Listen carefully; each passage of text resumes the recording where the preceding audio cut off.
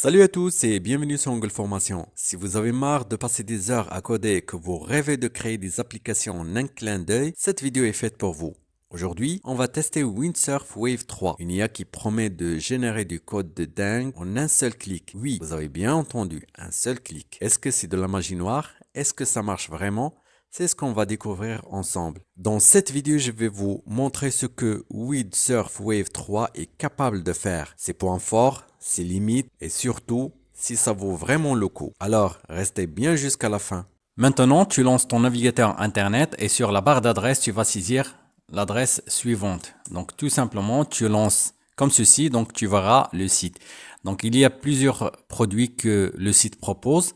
Donc, parmi ces produits-là, l'extension que tu peux intégrer directement sur VS Code ou bien JetBrains, si tu l'utilises, ou bien d'autres IDE. Donc, mais ici, donc, qui nous intéresse, c'est le produit Windsurf Editor. Donc tout simplement tu cliques là-dessus et après donc il est disponible pour Mac et Windows. Donc ici vu que je suis sur Windows donc j'ai le bouton directement de Windows donc il me propose de télécharger cet outil. Je clique là-dessus et je patiente donc il va le télécharger automatiquement. Donc je vais le placer sur le bureau comme ça et je l'enregistre.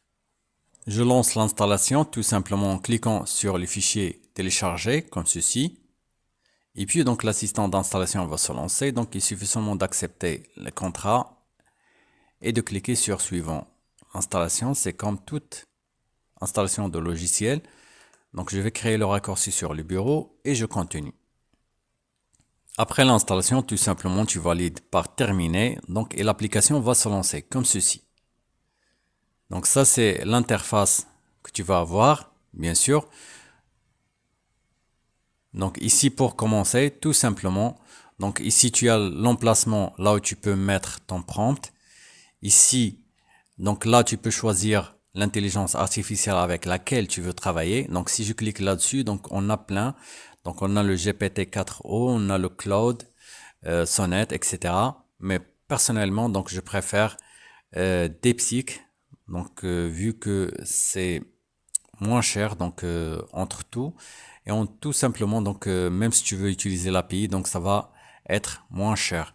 Donc je sélectionne DeepSeek comme ceci et après donc ici donc je vais commencer par choisir donc un répertoire sur lequel je veux que mes fichiers ou bien mon travail sera groupé. Donc tout simplement je commence par faire fichier ici et puis donc je vais créer add a folder to workspace ici, comme ceci. Donc je peux sélectionner sur le bureau ou bien mes documents, donc comme vous le souhaitez bien sûr. Donc je vais mettre nouveau dossier comme ça et je vais le nommer par exemple web. Je le sélectionne et je clique sur add. Je valide. Comme tu vois, donc le web 1 il est là. Donc ici je peux travailler. Donc tout simplement si je clique ici sur comme ça, donc pour afficher cette fenêtre, ce n'est pas affiché bien sûr. Donc ici tout simplement tu peux mettre la description ou bien ce que tu veux exactement. Donc par exemple ici, donc je vais lui demander de me créer un site web donc avec des caractéristiques bien spécifiques. Ou bien tout simplement tu peux le laisser vague et après tu peux faire des modifications. Supposons qu'on veut créer un site pour un marchand de légumes. Si je clique ici sur le symbole envoyer ou bien send, donc la requête sera envoyée et l'intelligence artificielle va commencer à traiter ma demande et à générer le site. On va commencer. Tout simplement, je vais cliquer ici et voilà, donc le travail est en cours. Comme tu vois, donc le thinking ou bien il est en réflexion actuellement et par la suite, donc il va me mettre les étapes, etc. qu'il va employer. Et maintenant, il est en cours de faire ou bien de créer les fichiers nécessaires. Donc actuellement, comme tu vois, donc il est en train de créer le fichier index ou bien le fichier racine. Actuellement, il vient de générer la page index. Donc il suffit seulement d'accepter. Donc à chaque fois qu'il te demande d'accepter, donc tu vérifies et puis tu cliques sur accepter. Donc j'accepte. Et comme tu vois, donc il vient de me lancer le site qu'il a créé. Donc un marchand des légumes. Donc parce que j'ai pas précisé, j'ai rien précisé, donc il a improvisé. Donc les jardins de Gaïa, voilà, donc il met les catégories ou bien les paniers plutôt. Donc il n'y a pas de photos, donc il faut les mettre par exemple. Et ici donc le footer ou bien le bas de page, nous trouver donc les horaires d'ouverture, etc. Donc c'est à peu près pas mal. Donc nos légumes, contact. Quand tu cliques sur contact, donc c'est des sections qu'il a créées bien sûr. Donc il envoie à une section. Donc c'est là. Donc ici, si tu veux faire des modifications, par exemple, je vais te montrer un petit truc. Donc supposons que je veux changer les jardins de Gaïa par un autre nom. Donc je vais revenir ici sur mon programme. Tout simplement, je vais lui demander change le nom par exemple, légumes, comme ceci. Et je fais entrée. Bien sûr, elle va retravailler tout ceci, il va rescanner le fichier et par la suite, il va appliquer les modifications. Voilà. Donc tout simplement, tu peux retourner sur ton navigateur et actualiser la page, comme ça.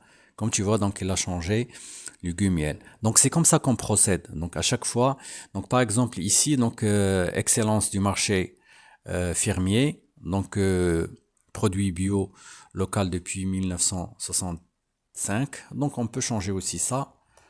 Donc ici, je vais lui demander change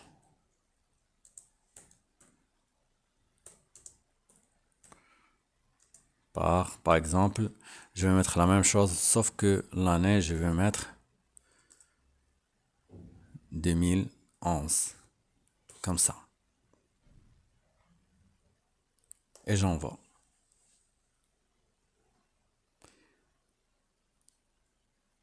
Donc ici aussi, donc il va commencer la même chose, et il va commencer à réfléchir. Il va prendre le fichier index et il va mettre des modifications là-dessus. Et par la suite, il va m'envoyer le fichier. Donc comme ça, donc ça veut dire que c'est déjà terminé. Je vais revenir sur le navigateur et j'actualise. Tout simplement, comme tu vois, ça a changé. Donc c'est comme ça qu'on fait donc à partir de tous les éléments, par exemple même la couleur qui est ici, la couleur du menu en-tête. Si on veut ajouter un autre élément au menu, donc on peut le faire par exemple. Ainsi de suite. Donc aussi pour changer les prix de mes légumes, par exemple, tomate ancienne. Donc par exemple ici, si je veux changer quelque chose ici, donc je peux le changer. Ou bien tout simplement, je peux lui donner la liste, par exemple, des produits que je veux mettre ici, et elle va les mettre.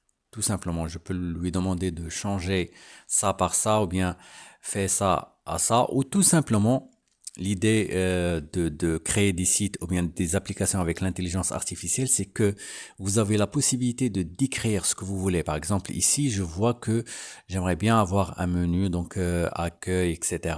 Et à propos de, donc je peux lui demander, lui citer exactement ce que je veux dans le menu et aussi le nom de mon brand. Par exemple, les produits, je peux lui donner une liste de produits que je veux intégrer et aussi quels sont les produits phares qui vont être affichés sur la page d'accueil et quels sont les produits qui vont être cachés derrière un menu, etc. Donc ça, en détail, on peut faire une description et l'IA va traiter notre écriture, donc il va la traduire en code.